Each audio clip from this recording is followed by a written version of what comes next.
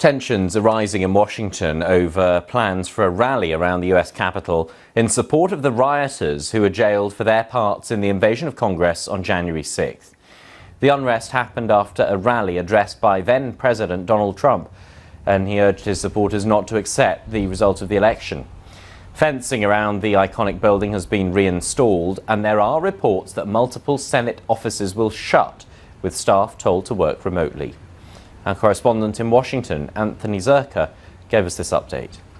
The National Guard is going to be on standby in Washington, D.C. That's something that did not happen before January 6th, and that caused a delay. Took hours for the National Guard to be deployed to put down the riot that took place on Capitol Hill. Other things that the city and the Capitol Police security forces are doing are deploying the entirety of the Washington, D.C. police force. And in addition to those barricades they're setting up around the Capitol, they're putting surveillance devices. They assure the people here who live in Washington, D.C. and work in Washington, D.C. that they are prepared for any eventuality and prepared to defend the Capitol against any kind of attack.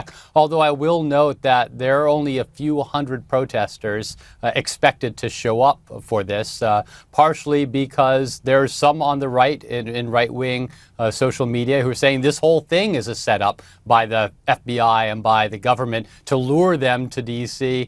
In order to have them rounded up and arrested. And in fact, Donald Trump, in an interview published earlier today, said the same thing. It was a setup. Either it's going to, if no one shows up, then they're going to say that there was insufficient support for Donald Trump. But if everyone shows up, then they're going to be harassed by counter-protesters.